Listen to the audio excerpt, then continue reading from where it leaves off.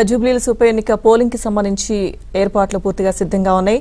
అలాగే పార్టీలు కూడా పూర్తి సన్నద్ధతతో ఉన్నట్టుగా తెలుస్తుంది. పూర్తి సమాచారం అందించడానికి బీఆర్ఎస్ కి సంబంధించి మా ప్రతినిధి నరేష్ సిద్ధంగా ఉన్నారు. అలాగే కాంగ్రెస్ సంబంధించి మా ప్రతినిధి సిద్ధార్థిక, బీజేపీకి సంబంధించి రాజేష్ లైవ్ లో సిద్ధంగా ఉన్నారు. ముందుగా సిద్ధార్థ్ మాట్లాడడం. సిద్ధార్థ్, ఏదైతే రేపు జరగబోయే జూబ్లీహిల్స్ బైపోల్ సంబంధించి కూడా అధికారులు మొత్తంగా ఏర్పాట్లన్నీ పూర్తి చేశారు. సో హోరాహోరీగా జరిగిన ప్రచారం కూడా మనం చూసాం. సో ఇప్పుడు ఏంటి అప్డేట్స్?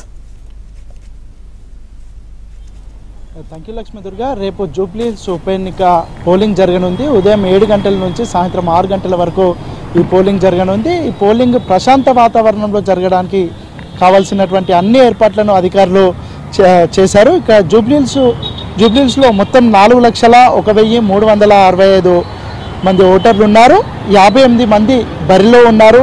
407 పోలింగ్ స్టేషన్లను ఏర్పాటు చేసినట్టు ఎన్నికల అధికారులు చెప్పారు. ఒక్క పోలింగ్ కేంద్రంలో 4 ఈవీఎంలను ఏర్పాటు చేసినట్టు చెప్పారు. ఇక సిబ్బందికి ఈవీఎంలు, పోలింగ్ సామాగ్రిని కూడా పంపిణీ చేశారు. మొత్తం 3,000 మంది పోలింగ్ సిబ్బంది, 2,000 మంది పోలీసులు, మొత్తం 5,000 మంది దీంట్లో ఎన్నికల నిర్వహణలో భాగంగానున్నారు.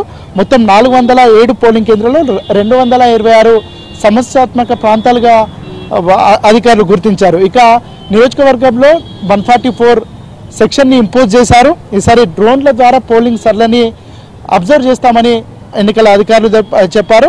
మొత్తం 103 పోస్టల్ బ్యాలెట్ ఓట్లు కూడా పోలయ్యాయి. ఇప్పటికే సమస్యాత్మక ప్రాంతాల్లో కేంద్ర బలగాలతోని పహరా అంటే వాళ్ళతోని మానిటరింగ్ చేయిస్తున్నారు. మొత్తం 45 ఫ్లయింగ్ స్క్వాడ్ల టీంను ఎన్నికల కోసం ఏర్పాటు చేశారు.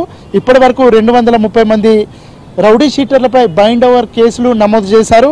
ఎంసీసీ నిబంధనలు అతిక్రమించినటువంటి 27 మందిపై కేసులు కూడా నమోదు చేశారు. మొత్తం 3,60,50,952 రూపాయలను అధికారులు స్వాధీనం చేసుకున్నారు. ఇక చాలా సమస్యాత్మక ప్రాంతాలు ఉన్నటువంటి నేపథ్యంలో ఎక్కడ ఎలాంటి అవాంఛనీయ సంఘటనలు ఎదురుగాకుండా ఉండేందుకు పోలీసులు అన్ని ఏర్పాట్లు చేశారు. గత అనుభవాలను దృష్టిలో పెట్టుకొని ఎక్కడైతే ఇబ్బంది కలిగే అవకాశం ఉందో అక్కడ మిలిటరీ బలగాలతోని అక్కడ మానిటరింగ్ చేయిస్తున్నారు. ఎక్కడ ఎలాంటి ఇబ్బందులు కలిగినా వెంటనే ఒక కంట్రోల్ రూమ్ను కూడా ఏర్పాటు చేశారు. ఇక్కడ జరుగుతున్నటువంటి విషయాలన్నింటినీ కంట్రోల్ రూమ్ని ఎప్పటికప్పుడు అక్కడ మానిటర్ చేస్తూ ఉన్నారు. ఇక ఈవీఎంలు మొరాయించడం లాంటి సమస్యలు ఉంటాయి. అట్లాంటి సమస్యలు ఉంటే స్పేర్లో పెట్టుకున్నటువంటి ఈవీఎంలను అక్కడికి తరలిస్తామని కూడా ఎన్నికల అధికారులు చెప్తా ఉన్నారు. ఇక పోలింగ్ శాతం ఇటు జూబ్లీహిల్స్లో ప్రతిసారి పోలింగ్ శాతం చాలా తక్కువగా మైన్యూట్గా ఉంటుంది. ఈసారి శాతాన్ని పెంచడానికి ఎన్నికల అధికారులు ఇప్పటికే ఏర్పాట్లు చేశారు.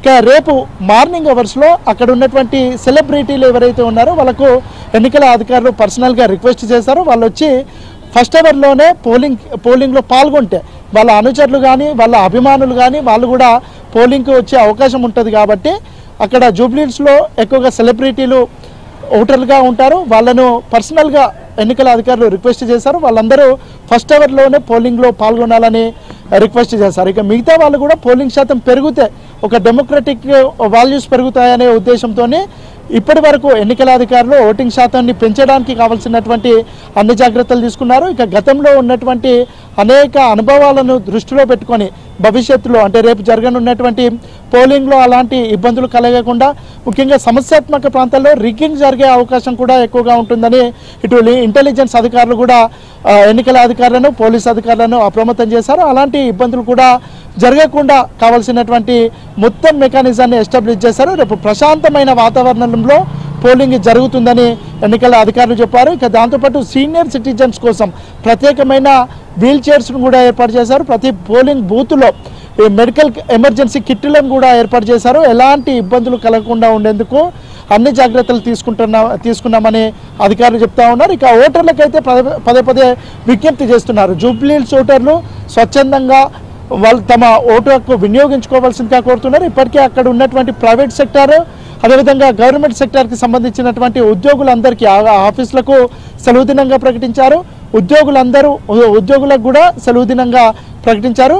రేపు అందరూ ఓటింగ్కి వచ్చి ఓటింగ్లో పాల్గొనాలి, ఓటింగ్ శాతాన్ని పెంచాలని అధికారులు దానికి సంబంధించినటువంటి ఏర్పాట్లు చేస్తున్నారు. ఇక ఓటింగ్ శాతం పెరగడానికి అధికారులు అదేవిధంగా రాజకీయ పార్టీలు కూడా వాళ్ళకి సంబంధించినటువంటి పద్ధతుల్లో వారు కూడా ఓటింగ్ శాతాన్ని పెంచడానికి కావాల్సినటువంటి మెకానిజాన్ని ఎస్టాబ్లిష్ చేశారు. మొత్తానికైతే ప్రశాంతమైన వాతావరణంలో పోలింగ్ జరగడానికి కావాల్సినటువంటి అన్ని ఏర్పాట్లను అధికారులు చేశారు. ఒకవేళ ఇబ్బందులు ఎక్కడైనా తలెత్తితే వెంటనే దగ్గరలో ఉన్నటువంటి పోలీస్ అధికారులను అప్రమత్తం చేస్తే అప్రమత్తం చేయాలని అప్పీల్ కూడా చేస్తున్నారు.